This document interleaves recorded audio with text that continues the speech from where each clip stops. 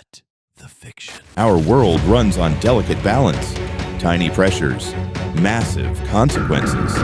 It sounds like fiction until you see the evidence. For all of human history, survival has come first.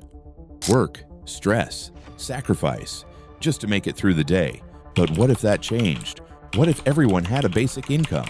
This isn't about whether basic income is good or bad. It's about what happens after survival stops being the problem. Because when people no longer need to work to live, jobs change, cities change, identity changes, and nobody knows whether that makes society stronger or quietly hollow.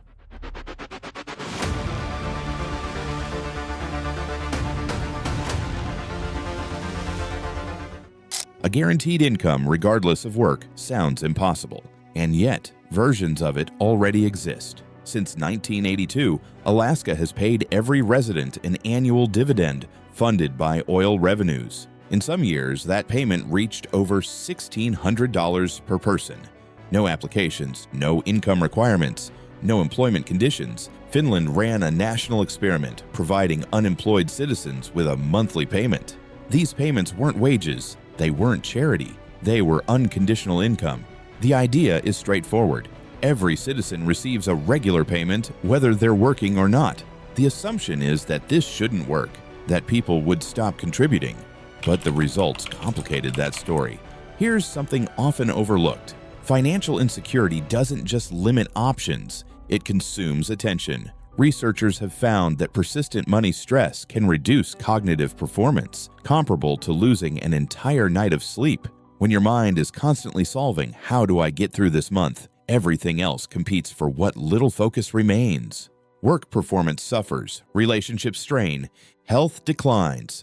So what happened when people received guaranteed income? Employment levels stayed largely unchanged, but stress declined, mental well-being improved, focus increased. In Stockton, California, recipients reported lower anxiety and depression. The income didn't transform people, it removed constant pressure. And when pressure lifts, people don't all make the same choices. Now, scale that shift across millions of people. What happens to jobs that exist mainly because workers have no alternative? When income is no longer entirely dependent on employment, those jobs don't vanish overnight. They renegotiate. Pay, conditions, automation. In Kenya's long-term basic income experiment, labor participation didn't collapse. Instead, many people moved away from unstable work and began small businesses. The security allowed risk to become survivable. But here's the tension. Does this generate new value or redistribute effort into smaller, uncertain ventures?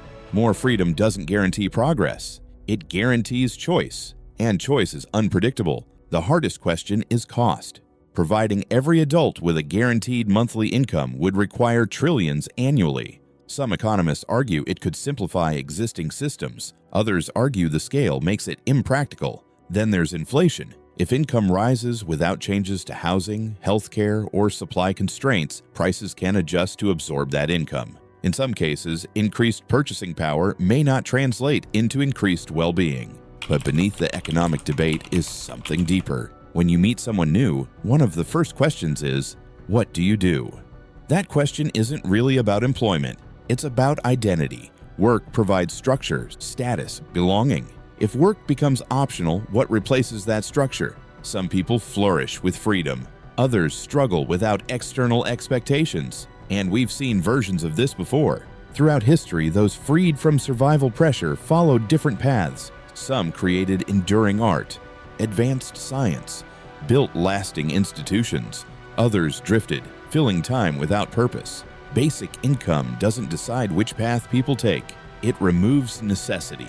For thousands of years, humanity organized around one rule: work or starve. That rule shaped discipline, ambition, and identity.